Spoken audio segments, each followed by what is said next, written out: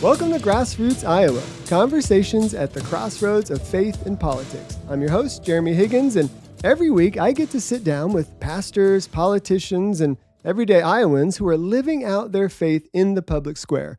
In a time when our state and our nation feel pulled in so many directions, we believe that real solutions start with honest conversations that are, of course, grounded in truth, common sense, and biblical principles. Today, we're honored to have State Representative Eddie Andrews with us. Eddie's a pastor, a husband, a father, a tech entrepreneur, and a bold voice in the Iowa House who's now running for governor of Iowa. From mentoring young people to fighting for parental rights, pro-life policies, and strong families, Eddie brings a unique story of faith in action to this race. Eddie, welcome to the program. So blessed that you're here. It is my pleasure. I feel so honored, and thank you for the invitation, and thank you to everyone who's listening. I appreciate your time. Yeah, we've got a really amazing audience. This will go out on Saturday and Sunday, 2 p.m. And man, we're hearing from a lot of people. People love to hear the conversations that I think a lot of other folks try to steer away from. So I'll tell you what, let's dive right in. The most important question that at least our listeners are interested in, tell us a little bit about your faith journey, how you got saved, when, and even where you got saved, and then how has that shaped your vision for public service? Well, the last part of that is everything I do is about faith. I mean, it's about who I am. It's not something that's a separate part of my life. I love hearing that because for a lot of people, they do compartmentalize their faith. And so that's encouraging. Just who I am. Now, I grew up in a very non-political, but very faith-based, church-based, God-centered family. My father, pastor, my mom, Sunday school teacher, brothers and sisters. Everybody was in some sort of ministry, teaching, singing, playing keyboards or whatever. And I thought that everybody was in service to someone else. Like even in our schools, when I graduated from high school, we formed. I was student government president. We formed all these groups and hospital visitations and made sure all the seniors had their lawns mowed because I thought everybody was involved. Sure, some kind of service. Yes, in some sort of service, and that's where I got my servant leadership from just being around. My family. Sure, but I would say everyone, as you know, comes to this point where it's not about your family, it's not about your dad, it's about your sister or brothers, it's about you and Jesus, you and your faith, your parents covering, right?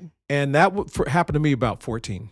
Okay, nice. I remember the day. There's an old song that says, "I remember the day, the very hour." Nice, I love it. And I remember that Tuesday, and that was the change of my life. Very cool. I went from being a knucklehead kid, even though I was in that family, but to just trying to be on the straight and narrow. Sure. And committed my life to God, and from that point on, almost everything that I did really was about service and in some form. Sure.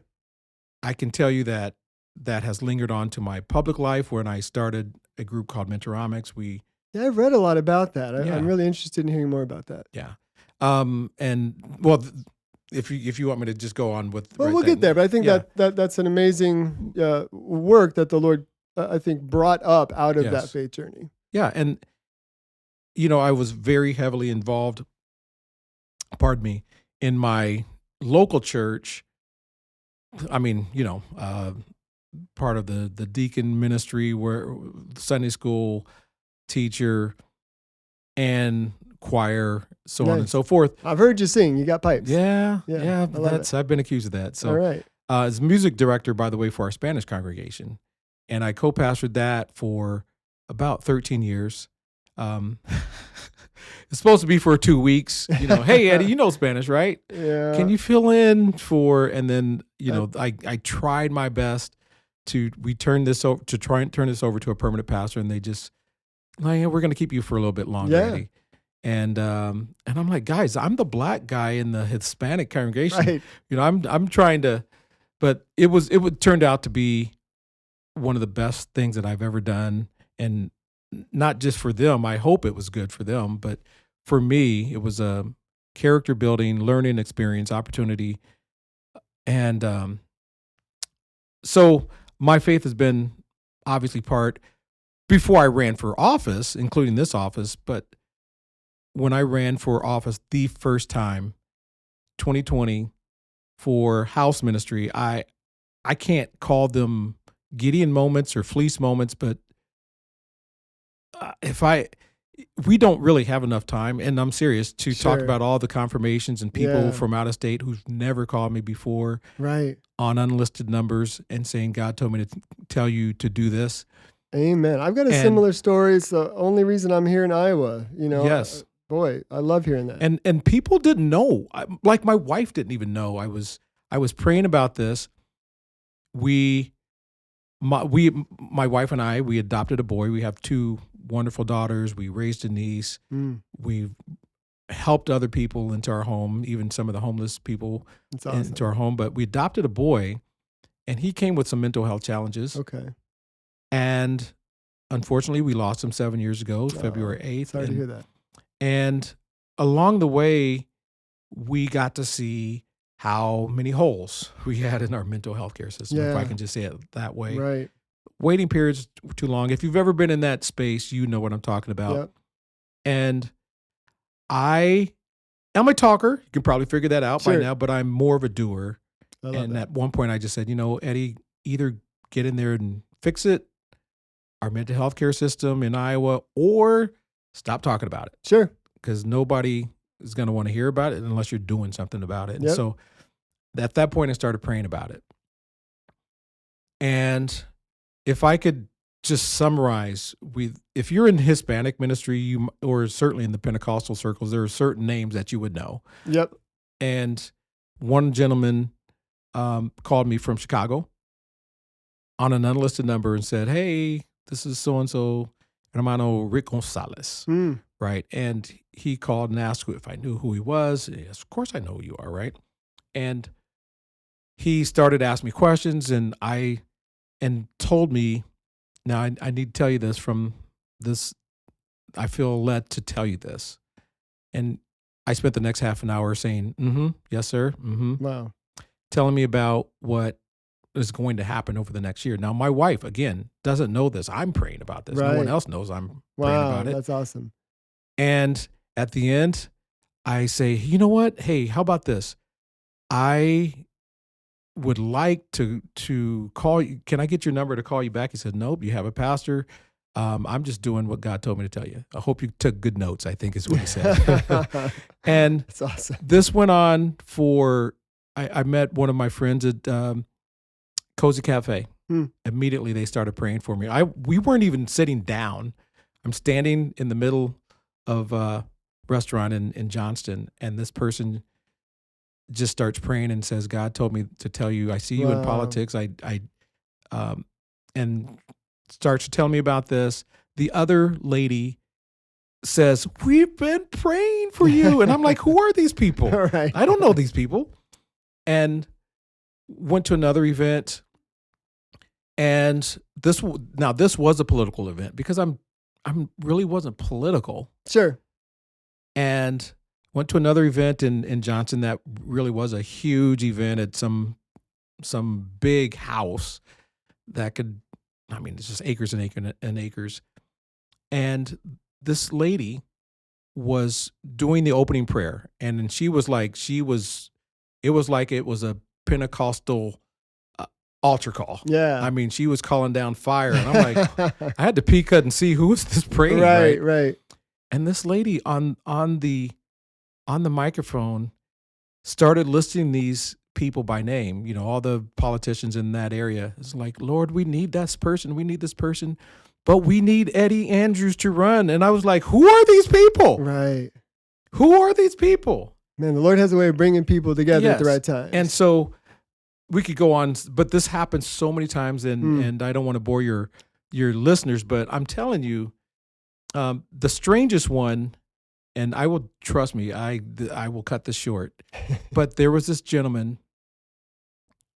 We were at Tasty Tacos. I don't know if you sense a theme here, but restaurants and church folk, even just we were at this is going to sound like it is made up, but I'm telling you, this is exactly how it happened.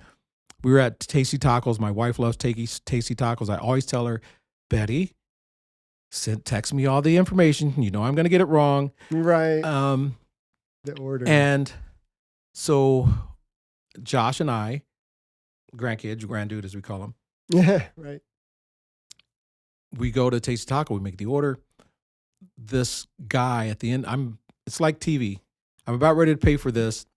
This guy comes running into the restaurant and says, Yeshua told me to pay this. Oh, wow. Nice.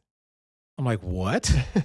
Yeshua told me to pay this. I'm like, okay, if you really want to pay it that badly, sure. Right. Okay. And this guy starts prophesying to me. I felt like I was in Genesis 28. I mean, wow. Really. And he tells me stuff that no one knows. Says God's got your back. It's okay to run for office. Wow. And that's encouraging. That's a very short version of what happened. And I'll leave it at that. But that was...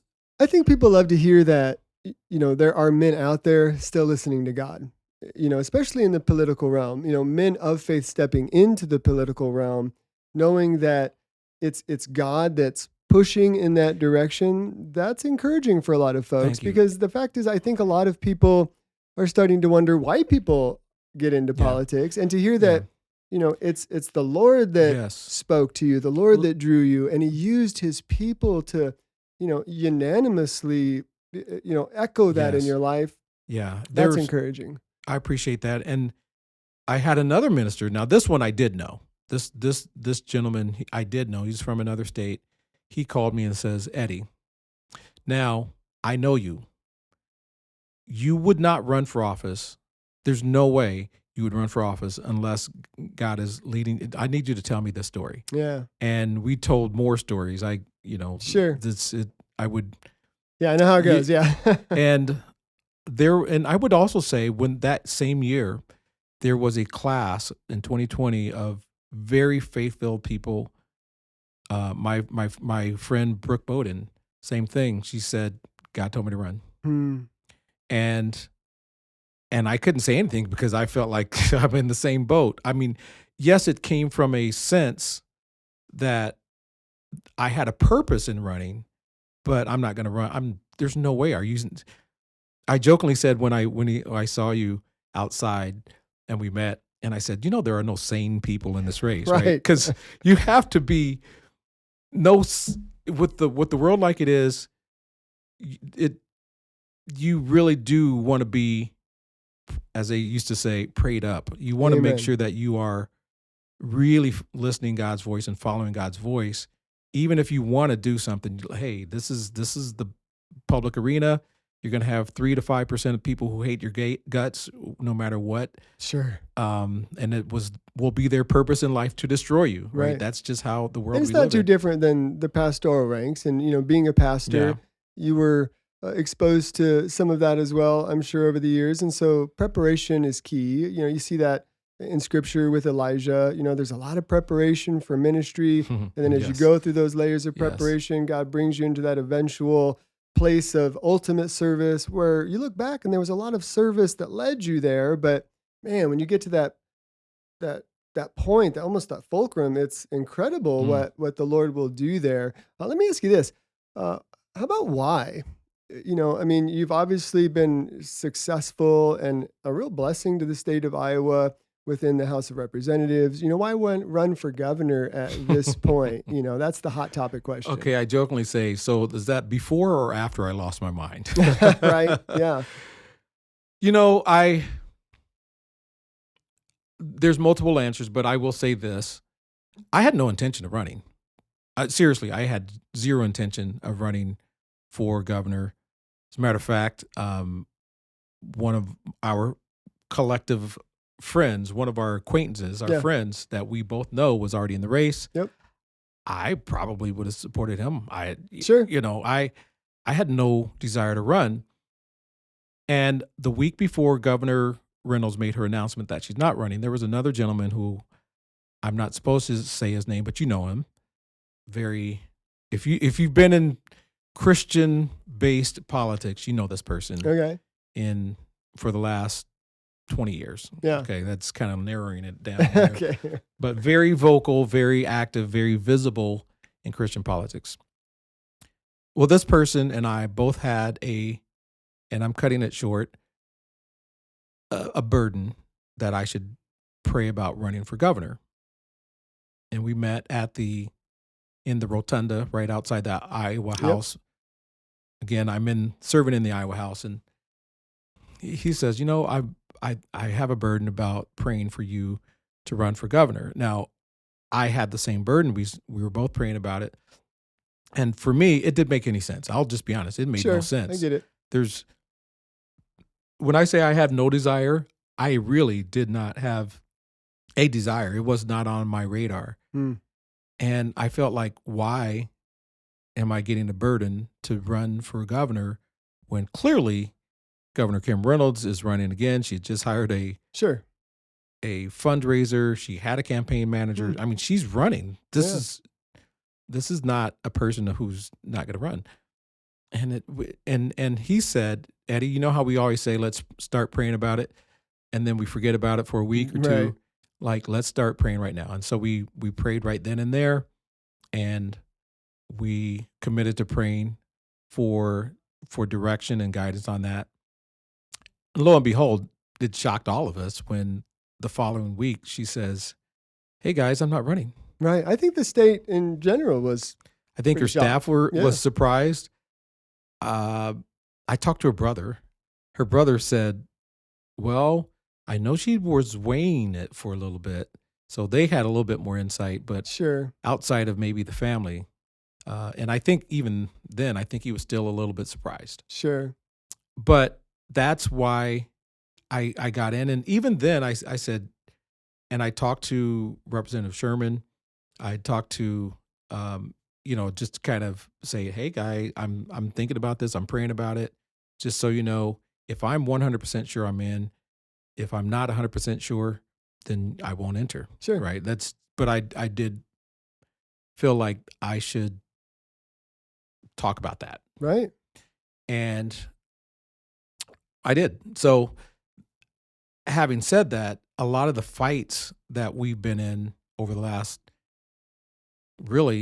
decade, I've been a large part of that, right? Yeah. Protecting girls' sports. Right. The landmark Parents' Rights Bill. Yeah. I wrote the original bill.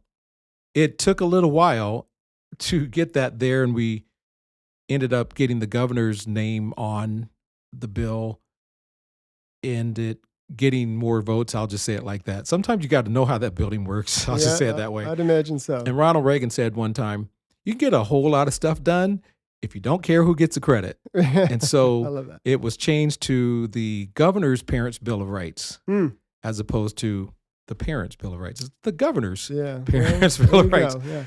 And voila, it got in there. And that is a valuable piece about being a governor because you can use your voice. You've got a bigger, we used to say bully pulpit, but it's not always bully. It's just really leadership in that case. And thankfully we got that through. So all of these major fights, whether it's eminent domain, I've already been in. Right. Property taxes. I think when people talk about bold leadership, I'm pretty sure I'm the only person maybe in Iowa history who's actually come up with a viable plan to phase out property taxes and replace it with a better system. And just all these innovative things. If you know anything about my district, we are in Northwest Polk County. Mm-hmm. So not Des Moines proper, but Johnston, Urbandale, Saylorville, a little bit of Crocker and Southwest Ankeny, right? Those are, for those of you guys who are not familiar with that, right? And I'm saying this in with respect. It's just the statewide offices. I won't say anybody by name, but a political office of statewide Republican, one lost by 13 points in our district. Oh wow! One lost. The President Trump lost our district, I believe, the first time in my 6 years by 5 or 6 points, and then the next one by 7. Sure. So it tends to lean a little bit more blue than red. Yeah. You think? Neither one of our U.S. senators won in those 6 years. Wow. Our congressman obviously won his district overall, but did not win our subset of his district, which is my district. So we have a purple bluish district. Yeah. And I've added more voters single-handedly I've added more Republican voters than any other district in Iowa. So the swings from, say, President Trump behind by 7 and me up by 4, like 4 doesn't sound like a landslide. In my district, that's a landslide. Yeah. That's a celebration. I remember the first time we won by 2%, my very first race, and everyone was shocked. Everyone was shocked. And it's bad when you realize that everyone was shocked. Right, like, wow, nobody thought I was going to win. Not even one person. Like, what? Oh, that's awesome, though. And, and on that very first race, I didn't have peace, because our prayers were, Lord, please don't embarrass me. Let me win. Amen, right. And then that last piece, I felt like the last day or so, I reflected, I said, Lord, I believe, have I done everything that I was supposed to do? I mean, and whatever the outcome, I'm good with that. Sure. And the same with this race, the governor's race. I made the personal choice. Now, this is a stupid political choice, but for me, I have to sleep well at night with good conscience. There it is. Right. And I chose to stay in the legislature because I felt like unless there's a very valid reason, I campaigned, people donated money for me to be their voice in the Iowa House. And unless I was incapable of filling it, I felt like I owed that to them. Yeah, no, I appreciate that. Having said that, that's a full-time job. Right. And so I wasn't able to campaign nearly as much as I would love to have. Yeah. And now that session's over, I'm campaigning full-time again. Love it. I may be the only person in Iowa who actually likes campaigning. Wow, that is impressive. I love people. I love talking to people, not just sharing my ideas, but hearing what they have to say in return. I've probably converted more independents and Democrats to voting for me than any other person in Iowa.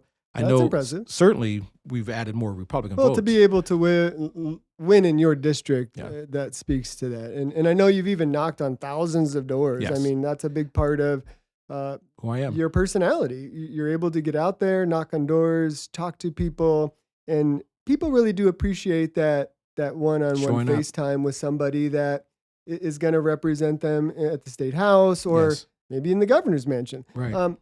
I hope it's okay to ask about your wife, Betty. I've actually heard some really amazing things about her. I've never had an opportunity to meet her, but I look forward to someday. She's amazing. I have heard that some people struggle a bit with her involvement in, for instance, like the NAACP, both Iowa and Nebraska side. I know that's been a while, but it seems that she may lean a little bit more to the Democrat side of the equation. And of course, we know that you're running for governor as a Republican. So really my question is, can you talk to us about how you keep your marriage strong with that kind of, in a sense, a political split in the home, and also with that, how you'd keep the governor's mansion and that office strong conservatively in light of the difference in that political opinion? Wow. Well, first of all, I married up. She's an amazing person. I think I've heard that. I met her. Now, I thought her brother, as kids, was cool. Her older brother was cool. Okay. Right. So you've known her long time. When you're kids. Yeah. I don't remember meeting her. That's how long ago. Oh, wow. That's cool. Remember, though, the first interaction we had was in Sunday school, having a very spirited, I won't say argument, discussion, opinion about Joshua and the Battle of Jericho. Okay. And I don't remember what the topic was. I mean, what is there to debate? Like, I don't know what the color of the shoes were. I don't know. Sure, yeah. But she was spirited, and I'm like, why is this young girl not shutting up? And she was probably looking at me like, why is this boy not shutting up? Right. And we became friends from that point and acquaintances. Sure. And then by the time we got middle school or high school, we were at one point kind of like BFFs. Nice.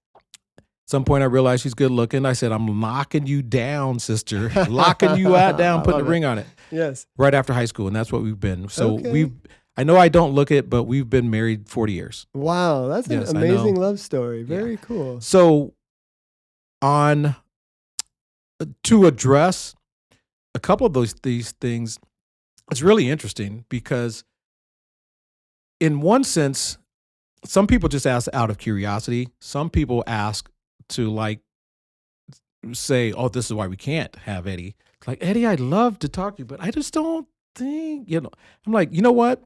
There's a reason why many of my colleagues refer to me as the hardest working guy or one of the hardest working guys at the state capitol. And guess what? I'm married to the same wife. I'm one of the most conservative people down there. And guess what? I'm married to the same wife. Right. I started or helped co-start what we now call our Freedom Fighters group at the state capitol that really focused on conservative values. And guess what? Married to the exact same woman. Sure. And I would say she's technically an independent. She has voted Democrat. She, like a lot of people in Iowa, she won't say it this way, but she's kind of more of a George Washington independent. If we make a lot of quotes about George Washington, and trust me, I've used that one about property rights. Property rights and liberty are inseparable. You can't have one without the other. But Amen. You know what? A lot of people don't quote George Washington about is his stance on parties. He hated them. If you look at, I actually reread his farewell address. Okay. And there was a big section on parties. I don't know if we'd call them parties right now. That's more like cultural and geographic groups, so to speak. And then there was a section on just what we would call parties. And he just hated them. He thought that was, now, as a strong Republican, I disagree with him on that. I think, I think they're a good thing. But there are a lot of people who feel the same way as George Washington. Well, I think the parties today, too, are a lot further apart maybe than they were back then. Even if you go back to the days of JFK, some even argue that he might fall into the Republican Party side of things today. By far, but then as a Democrat, he kind of stood for the policies of their party until he didn't. I do agree with that statement. But back in the day, if you look at Jefferson and Adams going at each other, sure. I mean, they had some major differences. The Federalists, Anti-Federalists, they don't seem as fire and brimstone as they were then, but they were. They had the same. I mean, we know Hamilton and Aaron Burr, and I mean, let's just settle this like a man. Right. Get your pistol. So, and let me also say one thing about Betty. My campaign manager was right. Is it right out there? Sonia. So we were there. There were probably 5 or 6 people at our house one night. I don't even want to say. I'll just leave it at that. We were handling some business that was urgent. Sure. There were probably 5 or 6 people. One person came to our house about midnight. Actually, 2 people came to our house about midnight. Betty came home maybe 11 or 11:30 or 12:30. I'm sorry, 10:30, and laughed and talked and went upstairs and was going to bed to do some work. And about an hour later, she comes down. It's at midnight. I have the pictures, 11:54. Yeah. Right. And we are just talking away. And what was interesting is she comes down and she says, "Hey, I just got a call from the police." Here it is right here. I don't know if you can see.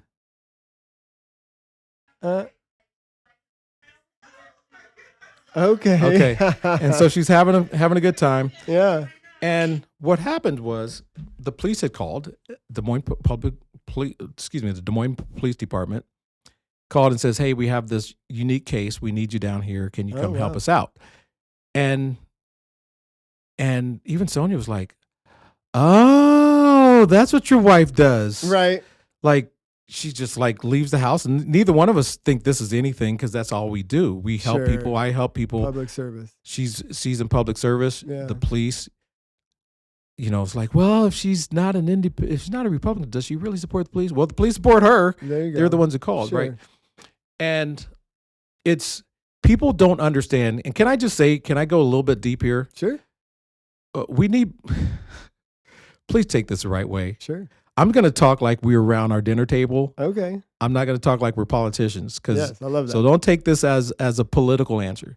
But we need more black people in our party. And Sure. one reason we do is because there are so many people who don't understand the difference between, you say NAACP and you hear the national versus the state, Sure. and what's going on, and the youth programs and the leadership programs, or they don't know, never heard of Jack and Jill. They don't know what, and then they confuse everything. They conflate everything with BLM, and it's right. just Yeah. anything that's black related. I've heard this all over the state. Forgive me Sure. for saying that way, No. and so one of the things that people miss, Betty, is a person of faith, strong Christian. Sure. Love that. She got involved in leadership in the local level of the NAACP, in part because she loves the history of it, and so that it doesn't turn out like the national. Gotcha. And so I could tell you some more stories, but those are hers to tell you. But I think you'd be impressed by some of those stories. Again, I can't say some of those things Sure. because that's not my story Maybe to tell. speak to how that relationship, maybe just even slightly on one side of the aisle and you on the other. How has that taught you, or maybe what has that taught you about building unity and civility within Iowa politics? Because I think that's a great kind of transition in this conversation is we do have this huge divide. Obviously, as a country, we're so far divided, more than I've ever seen our country divided, politics left to right. And it seems like within the state, it's getting further and further apart, and we're having a hard time finding that middle where we could get along. What can you teach us about unity and civility within the political system? Well, I got about 3 different answers for that, but I don't know if you have time for that. Give me the short one because we got a few others. But first of all, I think people say, I hear this all the time. You hear this all the time. Well, can't we all just get along, or variations of that, right? It would be nice if we were civil. And Betty and I have disagreed publicly, Sure. and we have agreed publicly. And you know what? And that's a healthy marriage, though, quite frankly, no matter and guess what? who we're talking to. The world did not end. It's right. Okay. Another thing that I like about President Trump, the most powerful man on the planet Earth right now. His wife, you've read the book. She's not. I'm not. She doesn't always stand with him and all. She's not She said her book. She's not pro-life. She's got a lot of things that are different than the Republican platform. Not one single person. Well, to be fair though, his first time in office, he was much stronger on the pro-life issues than he is this time in office, and I think that was by design in coming back to regain the office. But my bigger point though is, and you have a point there, but my bigger point is, he doesn't have to agree with his wife and vice versa, and he's fine with that. Right. She's a grown woman; she has an opinion. Amen. And so that there's that, but the other part is, it's okay. People see the example that we set. Yes. That sometimes we are on different shades. I would say we probably still agree 80% of the time, for those keeping track of Ronald Reagan's 11th commandment. Right. But they see the 20% that we don't agree, and they think, oh my goodness, the world's going to end if I've actually had one person say, well, maybe you should divorce her. And I'm like, okay, get conversation's over. Yeah, that's ridiculous. And I had one person say, well, why don't you just have her register as a Republican? And I said, you know what? That's because we don't play games like that. Right. We are who we are. We don't I think that would cause you more problems than I would anything else. Because we're real. Like right. we don't have time for political games. This is who we are, and my track record.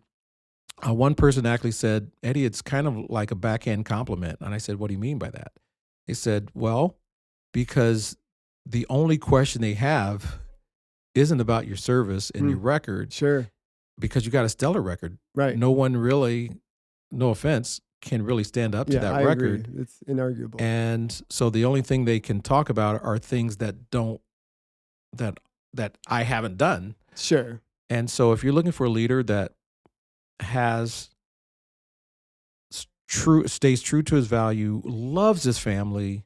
I love the ground that my wife walks on. We don't always agree on. Yeah, well, but praise the Lord. Hey, she's an amazing person with a heart for service. Yeah, like I said, I've definitely heard that. We kind of touched on the pro-life area. Let's move into that. You've described yourself as 100% pro-life. I love that. Thank you. Even going as far as saying no exceptions. You've supported measures like 6-week ban on abortion, calling for further steps, even like restricting the abortion pills. As governor, would you work to restrict abortion even further? If so, how? Like, what are your thoughts? Where do we go from here? I believe we can still get a life at conception bill. We actually had 2 life at conception bills this past year. Yeah. I signed on to one. I did not sign on to the other. We just have a different philosophy about what that means. With the abortion pill being in the state news, the national news, the Supreme Court right now has temporarily allowed the abortion pill to be used in the Louisiana case until they actually settle it. But I think that's the next focus, right? Restricting abortion pills. Yeah. I mean, what's the point of actually restricting everything if they 40% just get it in the mail? Yeah. It's and so we're working on that. We've got some strong language, some interesting language, because you can't. We've had some legal help, some very good legal help. I think Charlie Thompson is was an amazing jewel that he has in addition to the legislature. And so he's been able to put some better language in there. Unfortunately, that one did pass. Yeah. There are some other things that we're still working on re-putting what I call the life at conception bill back in place. And so there are certainly more opportunities. And while we're talking about abortion, we also do talk about the other things, the surrounding areas of the mom's bill, supporting young moms so that and promoting it so that they know that there are options. Right. Right. You're a person of faith. I'm a person of faith, but a lot of people don't, they don't live in our world. And so they see, oh my goodness, this happened. I don't have anything. Oh, I heard about Agape. I heard about, whatever. I don't know the ones that are pregnancy centers. Yeah, different pregnancy centers around my particular area. Maybe I can't go there, right?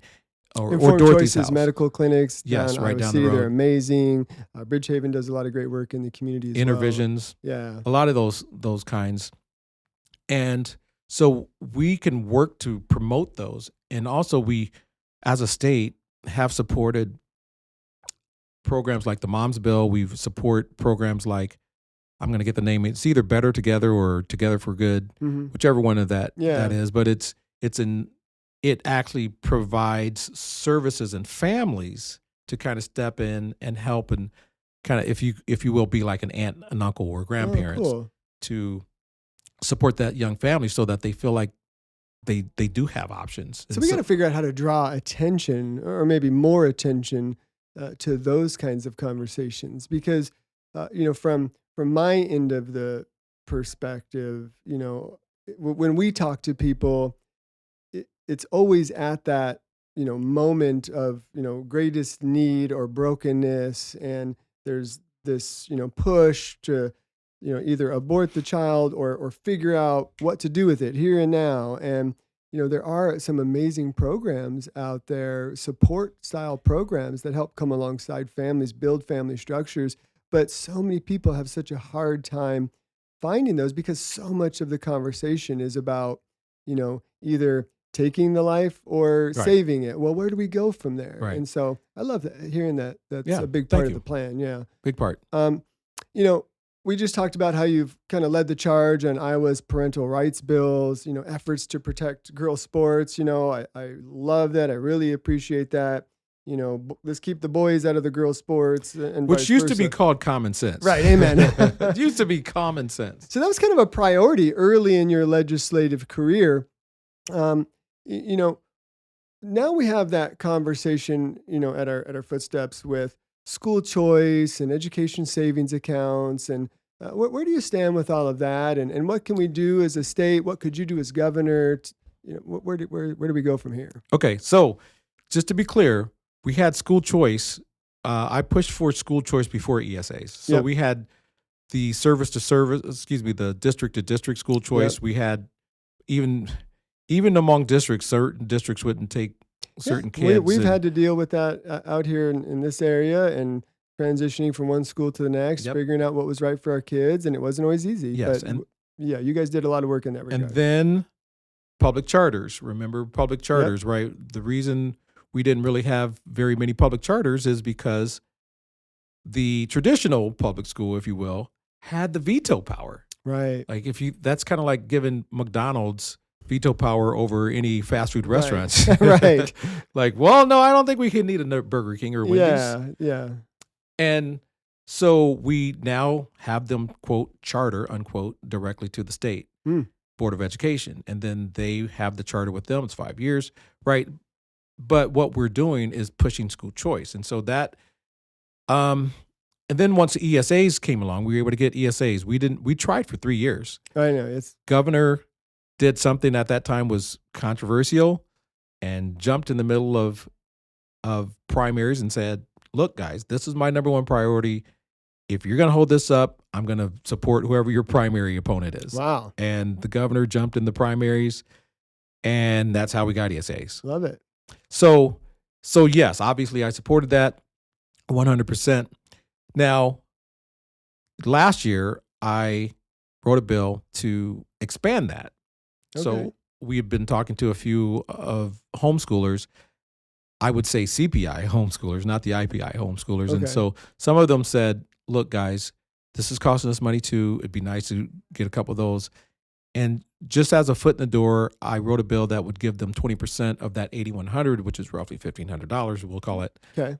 And the IPI, the independents, were like, hey, hold up, right? No, we don't want any government money. We don't want to touch it. We don't want to be enticed by it. And so I said, well, let me back this bill off. And we started to rewrite that. We wrote it as tax credits, and and now that I'm moving on from the legislature, Sam Fett, we had a couple conversations, and she's really doing a great job. She's working in that space now. Yeah. She's an amazing person, by the way. Agreed. And so the short answer is yes, 100%. I support expansion of the ESAs in a way that's helpful. Now, the overall, here's the thing. It's not whether I support school choice or not, or the ESAs. It's whether I believe that parents should be in charge of their kids' education. Yeah, that's the big thing. 100%. And that the money should follow the kid, not the system. It's actually written in our Constitution that we, as legislators, as legislators in the legislature, there you go. It's our job to make sure that we have an educated populace. Mm-hmm. Right? Yeah. And if you grew up in my home, if you grew up in we used to spend summers with my granddad and grandma, or as we called them, granddaddy and big mama, right? There you go. And oh my goodness, my grandfather was born one generation from slavery. Wow. Think about that, roughly 1900. And he didn't know he couldn't tell you about 401ks or investing on the ground floor or stocks or anything, but what he did know, we heard every day. Faith, hard work, and education. Amen. Faith, hard work, education. Man, I love that. Get that education? Get that education. How'd you get, if you don't get that, it was drilled into us that was important to us. It's my favorite slogan right there. You just named it. And so I have that. Yeah. It's our job to make sure we have a well-populated workforce, well-educated populace. However, it never says we have to fund this system or that system. Why don't we give that parent the choice to educate their children in the way is best for their children? And it may even be different for children. My two daughters, public school, K-12. My boy, no. Yeah, it didn't work. It's not a one-size-fits-all system. Yes, exactly. And so options are better. Right. I like options. Yeah, I just think that that's a conversation that really matters to the people because, over the last few years, we have seen a lot of issues within the public school system. And anytime I bring that up, I always want to make sure to make the statement that there are some amazing people in the public school system. There are amazing educators here in the state of Iowa, administrators and, people that really love the kids and have the right heart. And then there are others within the system that it seems they're there more for the indoctrination side of it than the education side of it. At least that can be the perspective for parents when you show up at school board meetings and, the school board members, when you start to talk, you've signed in and you wait your turn and, they're playing tic-tac-toe with each other while you're, because they don't have to listen. They don't have to respond, but you are supposed to get your 3 minutes or whatever it is. And, we have this growing disconnect between the community and the local community schools. Right. And I've got a lot to say on that. So first of all, we hear, and you kind of touched on it, we hear a lot about education from school board members, superintendents on one side, and parents on the other. Yeah. But you know who we never hear from? Teachers. Almost never. Interesting. Teachers want to teach, and they like, guys, just tell us what to do. Just don't give me, too much to do that's not related to teaching. Amen. And here's one reason that, actually a couple of reasons why we need to focus on public schools as well. First of all, no matter how successful the ESA program is, 85-90% of the kids are still going to public school. When I was a kid, now I sound like an old dude. When I was a kid, Iowa wasn't just near the top. We led the nation. Yeah. Eddie, I grew up in Arizona, and in the public school system there, we took the Iowa assessment test. Yes, it was the Iowa standard test of basic in the nation. skills. It was the standard. When I spent my summers in Ohio with my grandparents, all the kids thought we were the smartest kids in the world. Not because you're from Iowa. Yeah, exactly. Right. It wasn't just corn and beans. It was also education that we were known for, and we gave away the Iowa model. Now that's a term I coined, but the Iowa model is a list of all the things that we used to do in Iowa schools. It included phonics. It included high standards. It included expectations and discipline and all of those things that were together, and non-socialized math, if I could say it that way. Sure. And we gave that up in the 90s once we started adopting the national programs, No Child Left Behind, Every Student Succeeds Act, the Common Core is probably the worst of those. And we still need to focus on those. We have to focus on those. And I can tell you that getting Iowa education back to number one is my top of the ticket. We have to do that. Encouraging to hear. And if you look at, and you've heard this before, the opposite is also true. Mississippi and Louisiana used to vie for 49th and 50th, while Iowa's vying for 1, 2, and 3 every single year. Right. They were trying to not be the last one. Sure. Right. And Mississippi got tired of being that. And in 6 years, they went from 49th to 9th. Wow, that's by impressive. Adopting effectively the Iowa model, all the things that we abandoned. And I can tell you that in my district, one of my school districts in my district, it took 12 teacher in-service days to teach the teachers how to get back to phonics. Wow. Think about that. Wow. Now, this is everyone over a certain age. This is like phonics. Didn't we learn that in kindergarten? Right. Didn't we learn that in first grade? Yeah. But it's been so long since Sure. it's not been taught in many of our teaching colleges and universities. 12 teacher in-service days just to deal with phonics. Yeah. So that the teachers understood how this worked. And that's how far we've gotten away from that. And once you have leadership at the top, this will get back to number one. Yeah. That will I'm somebody who believes you can rebuild the system. I believe that it's not completely shattered and broken, but broken in places, and that it can be repaired, and folks can actually have a great experience in the public school system. And there are people that are having that, but there are other folks that just don't ever feel like they're heard.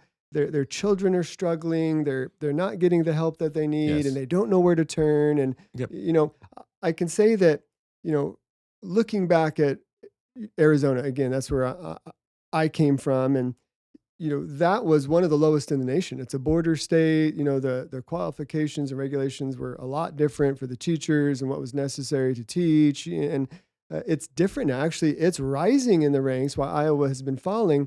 And I actually think that you could look at the ESA program there. It's STO. They actually currently have STOs and ESAs. And at the beginning of each year, the parent has to choose which direction they're going to go. But those have actually made the school system stronger. Yes. And even though we do have a lot of opposition to ESAs here now, you can go back 20 some years and see that same opposition within the ranks of the teachers in Arizona. But if you talk to them now, they're thankful for it because it provided a challenge. You go back to Ma Bell when the government stepped in, whenever that was in the 80s, and broke that up. It was because they were the only thing available. And so they didn't have to provide the growth standards and a they better didn't wake product up every morning and looking for a better way to do things. And when all of a sudden they were challenged and they had competition in the marketplace, the whole system got better. And I think that we're already seeing that with the ESAs here in the state of Iowa. Right. And it's not just ESAs. Yeah, of course not. One of the things that I mentioned we don't hear from teachers that often. So guess what Eddie Andrews did? I called. Very cool. I said, look, why don't we bring some teachers down to the Capitol? And I brought maybe 15 teachers, somewhere in there, to the Capitol building. I invited our legislators down there. And sure enough, about 30 of the legislators showed up, and the teachers, our mouths dropped for like 2 hours. I could not believe it wasn't just me. We couldn't believe what we were hearing for the next 2 or 2.5 hours. A lot of the teachers who came, and they were some from Central Iowa, some from Eastern Iowa. A couple people couldn't make it to the Capitol and joined by Zoom. And almost every one of the female teachers, almost everyone, I believe except for one, mentioned that they had been a part of some violence, where they're kicked, hit. We hear that a lot. We've interviewed a lot of teachers here for our school, Calvary Christian Academy, coming out of the public school system, and that's a pretty common theme. Well, yes, but as a legislator, a lot of us didn't know that. Yeah. And so I was like, I can't believe that. And one says, oh, don't worry, though, because I don't have that problem. I think the one that didn't, because, the way our school's developed, we've got a pod over there and there's a strong man over there. I'm like, that is not right. That's not the answer we're looking for. Yes. And so immediately out of there, the chair of the education department, like on the way out of there, we started drafting the teacher empowerment bill, which put minimum standards of discipline, of reaction. Like, awesome. And you've heard the stories where some districts, the child who was messing up got the most attention, and then everyone else had to clear the classroom. Right. Like, what? Yeah. When did this happen? Is this bizarro world? Right. And just the stories we heard. We also heard that all the SEL stuff, for those who don't know, that's like social emotional learning. Yeah. All these extra add-ons that the teachers, I was fascinated that almost every teacher mentioned like the number of minutes. Like it was so ingrained to them. Well, I only have 57 minutes of this and 2 minutes of this and 18 minutes of this. Like, huh. And a couple of times we stopped them, and then other times we was like, okay, we'll just let them talk. We'll talk to our staff to find out what all these things mean. Yeah.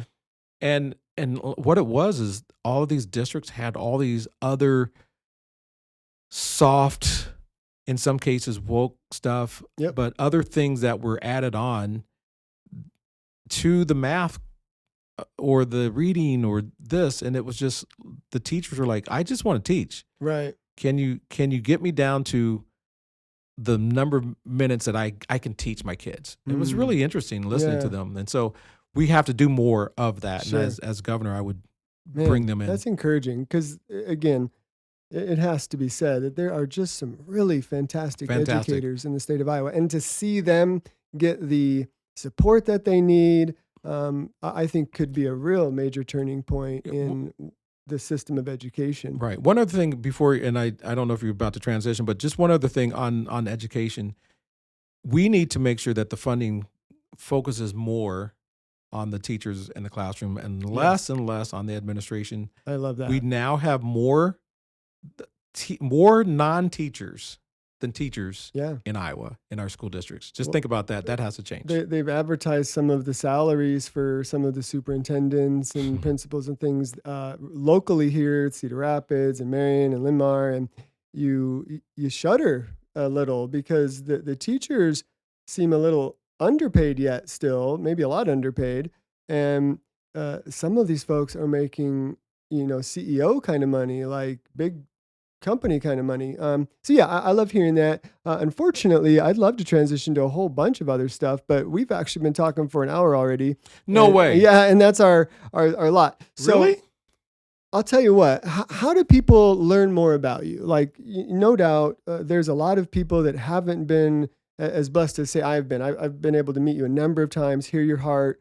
For those folks that haven't had that opportunity, what can you give them in, say, 2 minutes that, hey, this is Eddie Andrews, and then tell them how they can find you? Okay. My heart is helping people. Always been about service and being a servant leader. Everything. Yeah. I'll give you a crazy stat. I'm the most visited legislator at the state capitol. Wow, that's cool. And I asked the Sergeant of Arms, who's number 2? And they said, well, it doesn't matter because it's by a factor of 2. Wow. Right? And that sounds a little strange, but it tells you that people want to talk to somebody where their voice is heard and who can solve problems. We'll just turn up the notch as governor. I love that. So how do we find you? You can find me at eddie4iowa.com or just eddieandrews.com. Okay. And that's Eddie, the number 4iowa.com. Yes. And you can also reach me at the best number in politics, 515-800-IOWA. That's 515-800-4692 for those who can't figure that out. And I'd love to hear from you. That's my real number, not my office number. And I humbly ask for your vote on June 2nd and ask that you look at June 2nd through the eyes of November. Amen. Eddie, thank you so much for joining us today, sharing your heart for Iowa's families, for our future, and even for fixing what's potentially broken in our beautiful state. Folks, if this conversation has stirred something up in you, let me encourage you, get out and vote, stay engaged, and keep praying for this state.